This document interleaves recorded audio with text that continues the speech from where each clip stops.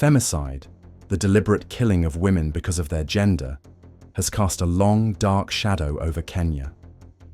Each statistic represents a life cut short, dreams unfulfilled, and families shattered. Today, we honor the memories of 15 women whose lives were tragically taken, hoping their stories ignite a collective call for justice and change. Agnes Tirop was a beacon in the athletic world, a two-time World Championship bronze medalist. In October 2021, the 25-year-old was found stabbed to death in her home in Eton.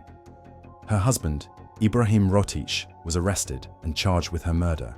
Highlighting the pervasive issue of intimate partner violence, Sheila Lumumba, a 25-year-old hotel worker, was discovered lifeless in April 2022.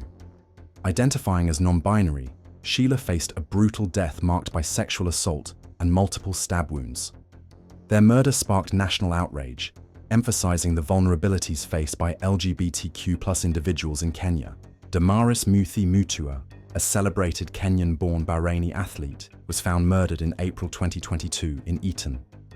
The prime suspect, her Ethiopian boyfriend, fled the country, underscoring the challenges in apprehending perpetrators across borders. Joyce Yombua and her 2 children were reported missing in 2019 after visiting her estranged husband, Major Peter Mugure, at a military base in Nanyuki. Their bodies were later discovered buried in a shallow grave, shedding light on the potential dangers within domestic relationships. Mary Wambui, a businesswoman based in Kiambu, was allegedly murdered by her husband in December 2018. The case drew significant media attention, reflecting societal concerns about domestic disputes escalating to fatal outcomes. Monica Kimani was a promising businesswoman whose life was cut short in September 2018. She was found murdered in her Nairobi apartment, her throat slit. The high-profile case led to the arrest of Joseph Irungu and television personality Jacques Marib, capturing national attention. Sharon Otieno, a 26-year-old university student, was abducted and brutally murdered in September 2018. Her body, bearing signs of rape and multiple stab wounds, was discovered in a forest. The case implicated a prominent governor, highlighting the intersection of power and gender-based violence.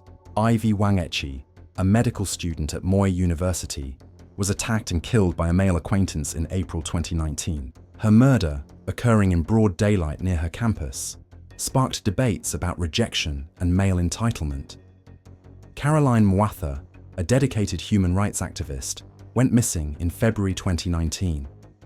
Her body was later found in a city morgue, with circumstances suggesting a botched abortion.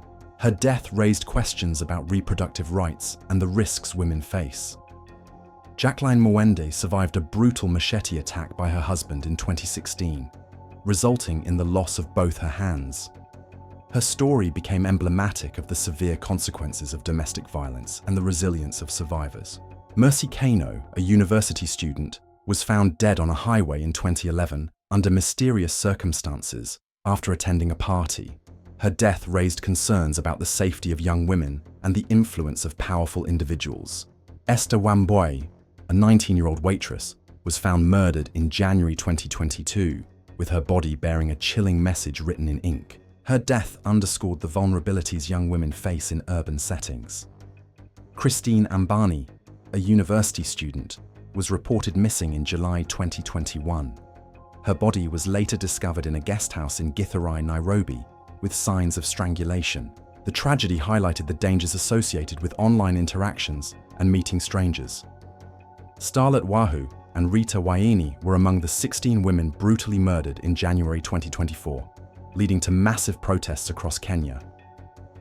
Over 20,000 individuals, predominantly women, gathered in Nairobi to demand action against the escalating femicide cases. These stories are not just headlines.